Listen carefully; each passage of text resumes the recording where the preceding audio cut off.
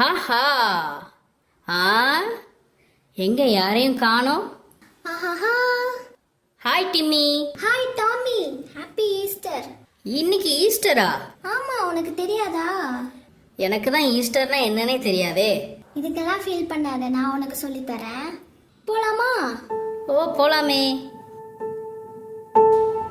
அன்று ஒரு ராத்திரியில் இயேசு கிறிஸ்து தான் சிலுவையில் அறையப்படுவதற்கு முன்பு தன்னோடு உள்ள சீஷர்களோடு ஜெபிக்கும்படி கெத்செமனே தோட்டத்திற்கு சென்றிருந்தார்.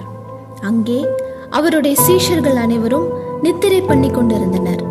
இயேசுவோ தனித்திருந்து ஜெபம் பண்ணி கொண்டிருந்தார். அப்பொழுது தேவதூதன் இயேசுவுக்கு முன்பாக தோன்றி அவருடைய பாடு மரணத்திற்காக அவரை பலப்படுத்தினார். இயேசுவும் தேவனுடைய சித்தத்தின்படி நிறைவேற தன்னை அர்ப்பணித்து ஜெபம் செய்தார்.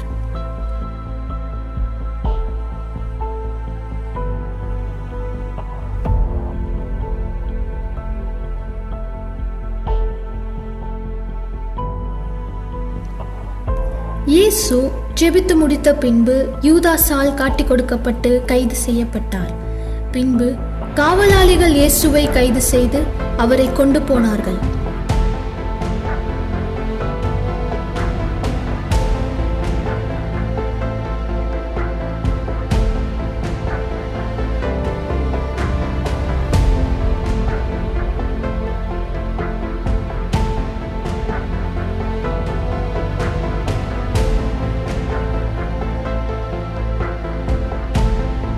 அப்பொழுது சகல பிரதான ஆசாரியரும் ஜனத்தின் மூப்பரும் இயேசுவிற்கு விரோதமாய் பேசினார்கள். இவர் கொலை செய்யப்பட வேண்டும். இவரை விடாதீர்கள். இவர்தான் யூதருக்கு ராஜாவாம். இவர் கடவுளின் மகன் என்று நம்மை ஏமாற்றிக் கொண்டிருக்கிறார். ஆனால் இயேசுவோ எதுவும் பேசாதவராய் அமைதியாயிருந்தார். அப்பொழுது பிலாத்து அவிடம் வந்து,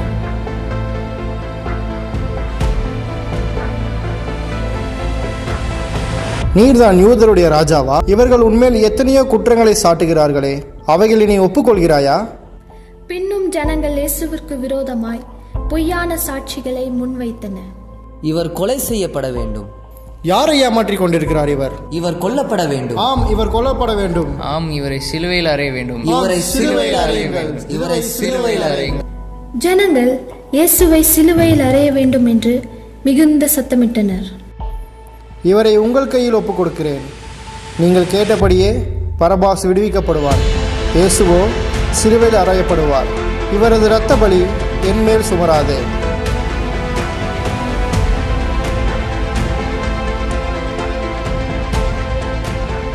பின்பு இயேசுவை இழுத்து சென்று அவரை சாட்டைகளினால் வாரினாலும் மிகவும் பலமாய் அடித்து துன்புறுத்தினர். பின்பு அவருடைய தலையில் முள் கிரீடத்தை வைத்தனர். காவலாளிகள் இயேசுவின் மேல் சிலுவையை சுமத்தி அவரை துன்புறுத்தும்படியாய் கொல்கதா மலைக்கு நேராய் அழைத்து சென்றனர். மேலும் போகிற வழிகளில் ஜனக்கூட்டத்தின் நடுவே இயேசுவை பலமாய் தாக்கி இழுத்து சென்றனர்.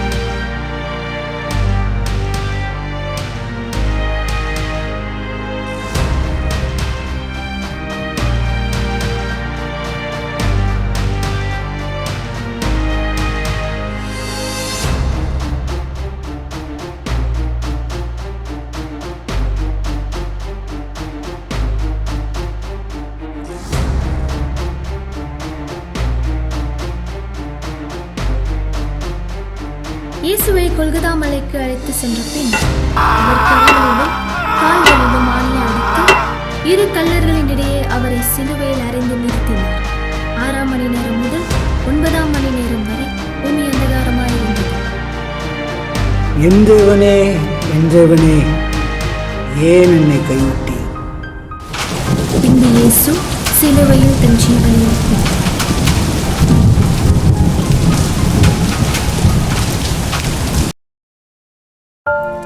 இயேசு இறந்த பின் அவருடைய சீடரும் ஐஸ்வர்யவானுமான யோசேப்பு என்னும் பெயர் கொண்ட அரிமத்திய ஊரானாகிய மனுஷன் இயேசுவை அடக்கம் பண்ண அவருடைய சரீரத்தை வாங்க பிலாத்துவிடம் சென்றார்.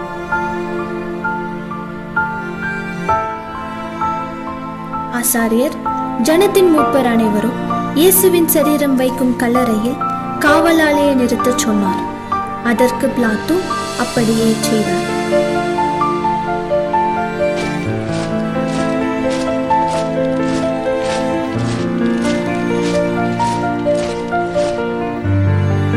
நீங்கள் இவர்களுடன் போய் அந்த கல்லறையின் முன்பு காவலாயிருங்கள்.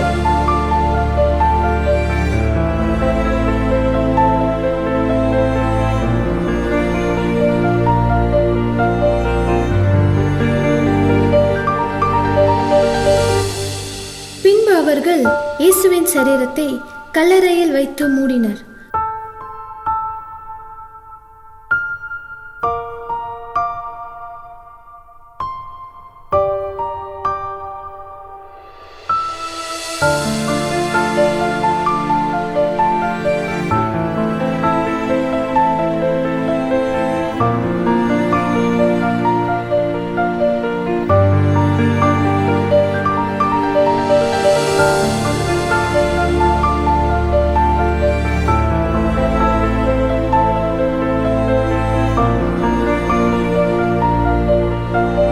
காவலாளிகளும் 3 நாள் கல்லறைக்கு முன்பாக காவல் காத்தனர்.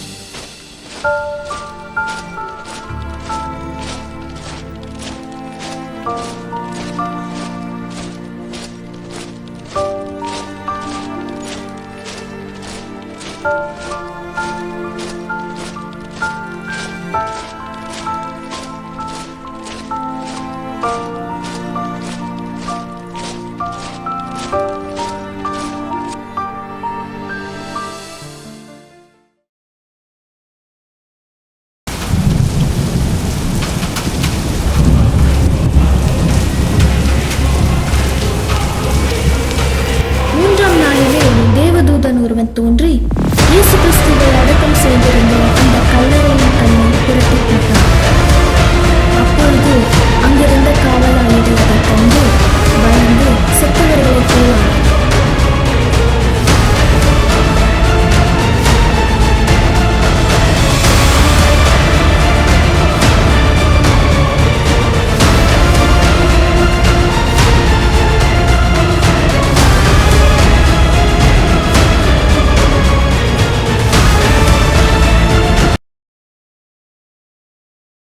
பின்பு மகதலேனா மரியாளும் மற்ற மரியாளும் இயேசுவை அடக்கம் செய்திருந்த கல்லறையை காண வந்தனர். ஆனால் கல்லறையின் கல்லோ திறக்கப்பட்டிருந்தது. அப்பொழுது தூதன், ஸ்திரீகளே, பயப்படாதிருங்கள்.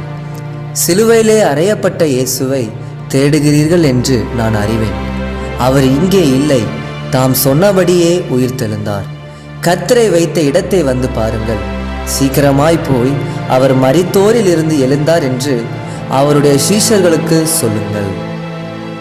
அதன் பின்பு மகதலேனா மரியாள் கல்லறையின் அருகில் சென்று பார்த்தபோது இயேசு அவளுக்கு தோன்றி தான் கூறியபடி உயிர்த்தெழுந்ததை அவளுக்கு சொன்னார். மரியாளே, நான் உங்களிடத்தில் சொன்னது போல 3வது நாள் உயிர்த்தெழுந்தேன். அதனால் நீ என் சகோதரிடத்திற்கு போய் நான் என் பிதாவினிடத்திற்கும் உங்கள் பிதாவினிடத்திற்கும் ஏறி போகிறேன் என்று அவர்களிடத்தில் சொல்லிவிடு.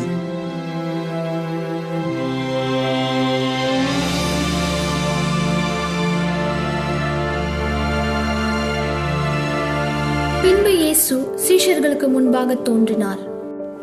என் ஜனமே, யோவான் ஜலத்தினாலே உங்களுக்கு ஞானஸ்நானம் கொடுத்தான். இன்னும் சில நாளுக்குள்ளே நீங்கள் பரிசுத்த ஆவியினாலே ஞானஸ்நானம் பெறுவீர்கள். ஆதலால் எருசலேமை விட்டு போகாமல் நான் சொன்ன நம் பிதாவின் வாக்குத்தத்தம் நிறைவேற காத்திருங்கள்.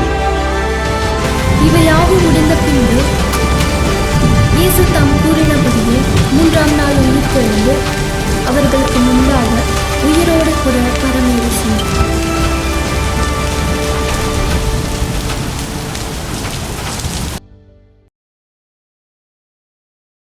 உனக்கு இப்போ ஈஸ்டர் என்னன்னு புரிஞ்சிச்சு தானே? எனக்கு புரிஞ்சு. நானே சொல்றேன். ஏசப்பா நம்மளோட பாவத்துக்காக மரித்து 3ஆம் நாள் உயிரோடு எழுந்தது தான் நம்ம ஈஸ்டர்னு கொண்டாடுறோம். இந்த வீடியோ பார்க்குற உங்களுக்கும் ஈஸ்டர்னா என்னன்னு புரிஞ்சிருக்கும்னு நினைக்கிறேன். எல்லாருக்கும் ஹாப்பி ஈஸ்டர். ஓகே, பாய்.